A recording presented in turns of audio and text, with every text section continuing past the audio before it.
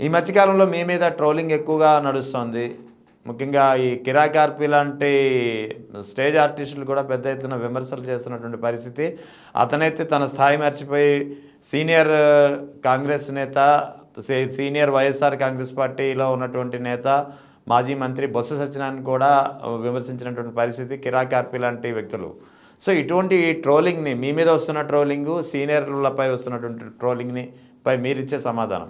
Sir ఒకటి sir, ఏదైతే బొత్స గారు ఏ సబ్జెక్ట్ గురించి మాట్లాడారో ఆ సబ్జెక్ట్ గురించి మీకేం తెలుసాయా అని మాట్లాడొచ్చాను.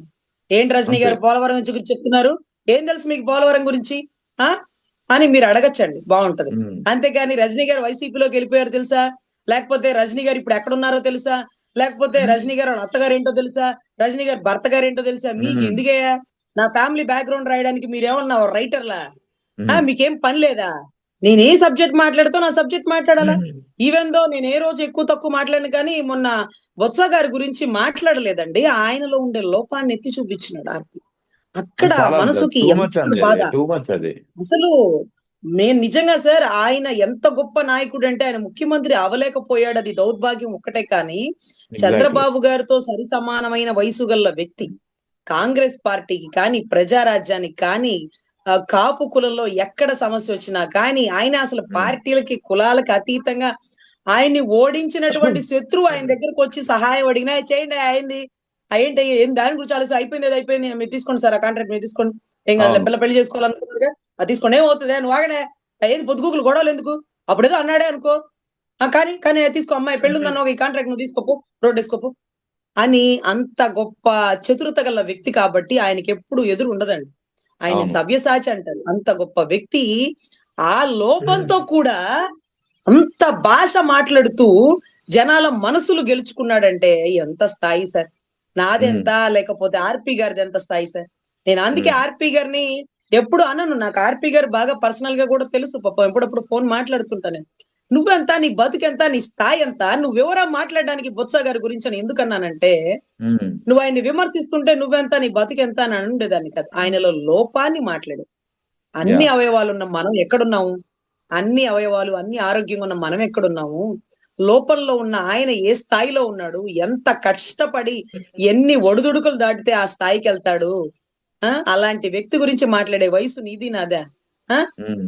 అసలు చాలా తప్పండి. నేను ఆ మాట మాట్లాడాను. రజనీ గారు బూతు తిట్టారు తెలుసా అని చూపిస్తే, నేనేం తిట్టానో నాకే కంగారై నేను చూసుకున్నా. ఆఖరికి ఏం మాట్లాడానంటే, నువ్వెంత, నీ బతుకెంత, మనం మాట్లాడే స్థాయా అన్నా. అంటే మనిద్దరిది కాదు, తప్పది. పోనీ హ్మ్. చంద్రబాబు గారి గురించి మీరు మాట్లాడతారా అంటే, చంద్రబాబు గారి గురించి నేనెప్పుడు మీరు అలా ఎలా మాట్లాడతారు బాబు గారు, ఇలా ఎలా చేస్తారు అనే అంటాను గానీ, ఆయనలో లోపాన్ని, ఆయనలో అనారోగ్య సమస్యలని, ఆయన కుటుంబ ఇబ్బందులు నేనెప్పుడు మాట్లాడను. అవును. మాట్లాడకూడదు కూడా. అది సిద్ధాంతికంగా తప్పది. సైద్ధాంతికంగా తప్పది. సిద్ధాంత విరుద్ధం అది. అవును. కానీ మీరు ఈక్వల్ కేటగిరీ ఉన్న వ్యక్తి కూడా కాదు. ఒక ఆర్‌పి లాంటి వ్యక్తులు హ్మ్. అంటే ఒక ఎమ్మెల్యే తిట్టుకోవడం వేరు. ఆర్‌పి లాంటి వ్యక్తులు ఆయన గురించి అవును. మాట్లాడడం అది తప్పు.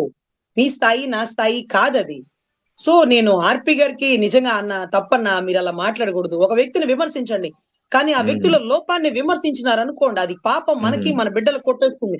రేపు మన బిడ్డలు యాహ్! అలా పుట్టేస్తే తప్పు గదా! అవును. నీకు అదుంది, నీకు ఇదుంది అంటే అదే మనకొచ్చేస్తుంది. తప్పది. అందుకే పెద్దవాళ్ళు చెప్తారు, "అరే! ఎవరిని ఎగతాళి చేయకురా, ఏ రోజు ఎట్లుంటుందో తెలీదు" అంటూ. ఒకరిలో హ్మ్. లోపాన్ని ఎప్పుడు ఎగతాళి చేయకూడదు. నువ్వు ఆయన రైట్. గురించి విమర్శించలా, అదే అంటున్నావు. హ్మ్. అలాంటి నోటితోనే ఇన్ని సంవత్సరాలు రాజకీయం చేసిన రాజకీయ దురంధరుడు ఈక్వల్ టు చంద్రబాబు నాయుడు గారు, గుర్తుపెట్టుకోండి. యాహ్! So, yeah! అటువంటి ఎగ్జాక్ట్‌లీ. వ్యక్తి గురించి మాట్లాడకూడదు సార్.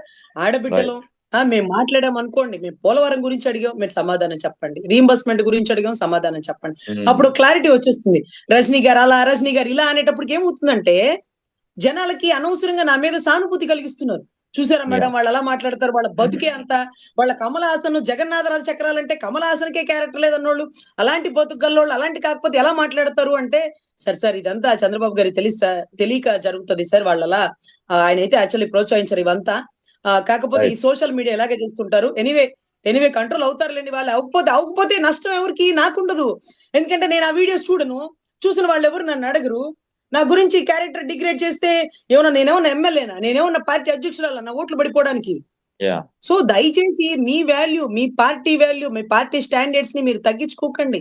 నేను ఏ పార్టీ కండువా కప్పుకోలా, తప్పుని తప్పు అంటున్నా, తప్పుని రైట్ తప్పు అంటున్నా. ఎంత దూరం రైట్ వెళ్ళినా, ఎంత దూరం వెళ్ళినా వెనక్కి వచ్చే అవకాశం ఉంటది. మీరు ఈ రకంగా బురద చల్లారు అనుకోండి, అరే నేను అడిగిన దానికి సమాధానం చెప్పకుండా అంతా మాట్లాడతారేంటి, అలా బూతులు తిడతారేంటి, అలా విమర్శిస్తారేంటి, చిచ్చిచి ఇంతేనా ఈ పార్టీ అంటే? పక్కనుంటే పవన్ కళ్యాణ్ హీరో, పక్కకి పోతే నెత్తిన రూపాయి పెడితే పావలాగి చల్లదన్నోళ్ళు వీళ్ళే, జనసేన కార్యకర్తలను సంకర జాతన్నోళ్ళు వీళ్ళే, పవన్ కళ్యాణ్ గారి తల్లిని మొత్తాన్ని దూషించింది వీళ్ళే. అర్రే అరే అమిత్ షా గారు తిరుపతి వస్తే పరిగెట్టించి రాళ్ళు వేసి ఆయన వెహికల్ మీద దాడి చేసింది వీళ్ళే, మళ్ళీ అదే అవును అమిత్ షా గారిని పొగిడింది వీళ్ళే. రాజకీయం అంటే ఇదేనా? ఓరి నాయన మీకు నమస్కారం. ఇష్టమైతే రైట్ వాటేసుకోవడం, కష్టమైతే కాళ్ళు పట్టుకోవడం అనే పరిస్థితికి రాజకీయాల్ని దిగజార్చకండి సార్. తప్పుని తప్పు రైట్ అందాం. నేనేదైనా తప్పుగా మాట్లాడితే రైట్ పోలవరం రైట్ గురించి రైట్ సమాధానం చెప్దాం అన్నా కదా, అలాగే చెప్పండి. కానీ అంతకు మించి విమర్శలు పోతే మీ స్థాయి, మీ పార్టీ రిప్యుటేషన్, మీ ఓటింగ్ తగ్గుతుందే కానీ నాకు పెరిగే సానుభూతి పెరుగుతుందే కానీ నాకు వచ్చిన నష్టం ఏమీ రైట్ లేదు. మంచితో చెప్తున్నాను, మంచిగా వెళ్ళండి. Right madam. ఇంకా last question, Chilukuri Balaji temple ఉంది కదా, ఆ టెంపుల్ ప్రధాన అర్చకులు సౌందర్యరాజన్ గారు చనిపోయారు. ఇది చాలా, ఎందుకంటే ఆ చిలుకూరి బాలాజీ టెంపుల్కి అంతటి స్థాయి తీసుకురావడంలో ఆయన చాలా ప్రయత్నించారు. గతంలో నేను కూడా 2004 సమయంలో ఆయన ఇంటర్వ్యూ తీసుకున్నప్పుడు కూడా ఆయన్ని చాలా దగ్గర నుంచి ఆయన్ని గమనించినటువంటి పరిస్థితి ఉంది. నాకు కూడా కొద్దిగా ఆయనతో కొద్దిగా ర్యాపర్ ఉంది. సో ఇప్పుడు ఆయన మరణ వార్త విని వైఎస్ జగన్ కూడా సానుభూతి తెలిపారు. చెవిరెడ్డి భాస్కర్ రెడ్డిని తన ప్రతినిధిగా ఆ ఇంటికి పంపించారు. ఆయన చెవిరెడ్డి భాస్కర్ రెడ్డి కుటుంబ సభ్యుల్ని పరామర్శించినటువంటి పరిస్థితి. సో దీని మీద మీ స్పందన? ఒకటి సార్, హైందవ ధర్మంలో మనకి ఎలా అయితే తిరుపతిలో వెంకటేశ్వర స్వామి ఎట్లా మాకు ఒక నిత్యం కొలువైన దేవుడో, అదే మాదిరిగా అదే స్థాయిలో చిరుకూలి బాలాజీ అంటే ఒక కోరిన కోరికలు తీర్చితే అక్కడ ఖచ్చితంగా మొక్కు తీర్చుకునేటటువంటి గొప్ప స్థాయి.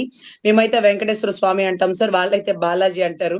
మీ భాషలో మీరు చిలుకూరి బాలాజీ అంటారు. అంటే సో ఆ వర్డింగ్ అనేది అక్కడి నుంచే రైట్ పుట్టింది right sir, okay right right Chilukuri Balaji temple అని.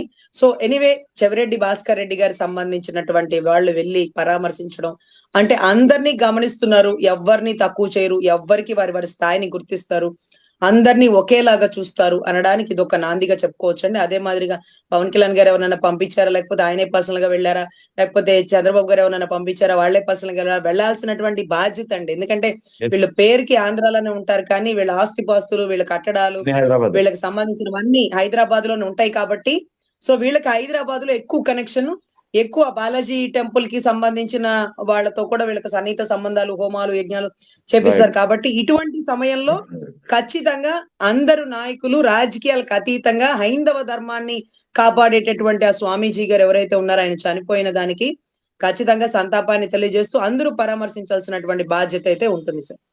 Right madam thank you very much thank you.